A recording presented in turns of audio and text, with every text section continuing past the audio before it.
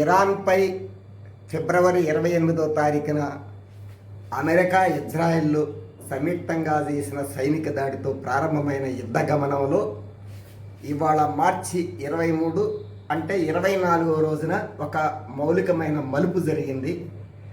ఇవాళ ట్రంప్ 5 రోజుల పాటు నేను ఇరాన్ మీద మేము యుద్ధ దాడులన్నింటినీ కూడా ఆపివేస్తున్నామని చెప్పడం అనేది ఒక నిర్ణయాత్మకమైన మలుపు.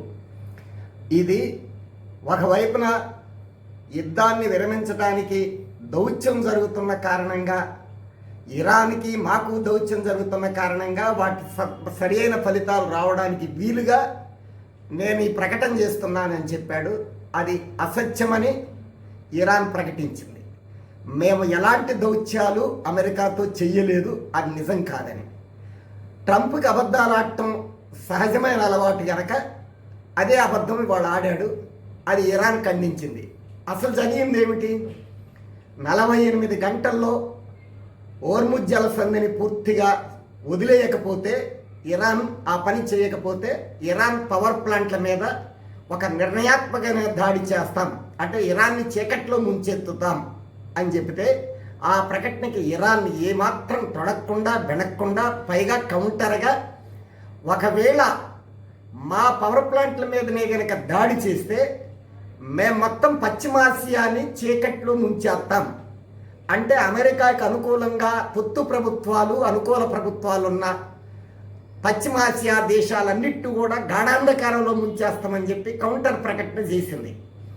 దీని లోపుగానే ఏదైతే ఇజ్రాయిల్లో మొన్న రాత్రి ఒక నిర్ణయాత్మకమైన దాడి చేసిందో అణుస్థావరాల మీద, ఇజ్రాయిల్ అణు పరీక్షా కేంద్రాల మీద, దాంతో ఇజ్రాయిల్ బీతిల్లింది. ఇవాళ ఒక 4 కారణాలు ఉండొచ్చు.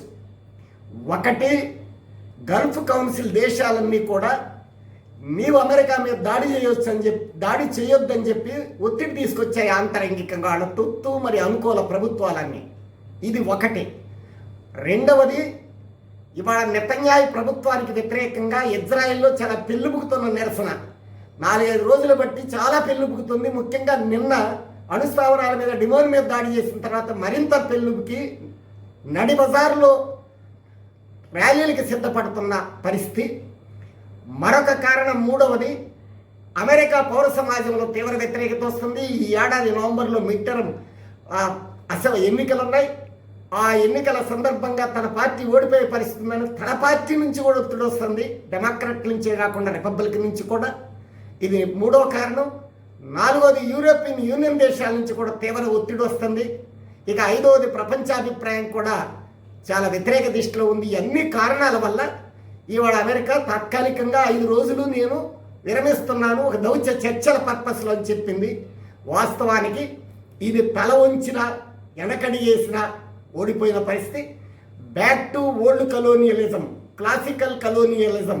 మొదటి ప్రపంచ యుద్ధానికంటే ముందు స్వయంగా వెళ్ళి దేశాన్ని పాలించింది. భారతదేశాన్ని ఎలా అయితే 200 సంవత్సరాలు పాలించిందో బ్రిటను, అదేవిధంగా ఫ్రాన్స్, ఇట్లాంటి దేశాలు, డచ్, ఇవి అట్లాంటి ఓల్డ్ కలోనియలిజానికి ప్రపంచాన్ని తీసుకెళ్ళటానికి ట్రంప్ ఏదైతే నాయకత్వం ఇచ్చాడో దానికి ఇది చాలా తీవ్రమైన భంగపాటు.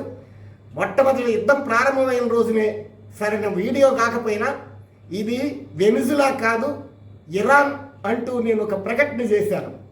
అదే ఇవాళ ఇరాన్ కొత్త చరిత్రను సృష్టించి అమెరికాని వెనక్కి నెట్టింది. బహుశా ఇటీవల కాలంలో వర్తమాన ప్రపంచంలో ఇది ఒక నిర్ణయాత్మకమైనటువంటి సంఘటనగా మనం భావించవచ్చు. 5 రోజుల తర్వాత ఏం చేస్తుందో మనం చెప్పలేకపోయినా 5 రోజుల విశ్రాంతితో యూరోపియన్ యూనియన్ని, మిగతా దేశాల్ని ఏమైనా వాళ్ళకు కూడా రకరకాలైనటువంటి ఆశలు పెట్టి ప్రలోభాలతానని చెప్పి హామీలు ఇచ్చి సమైక్యం చేసుకొని మరొక దాడికి వస్తుందా, లేదా ఈ 5 రోజుల విరమణ తర్వాత ఇదే శాశ్వత విరమణగా మారుతుందా? భవిష్యత్తులో ఏం జరుగుతుందో రాబోయే 5 రోజుల పరిణామాలను బట్టి మనం ఒక అవగాహనకి రావచ్చు.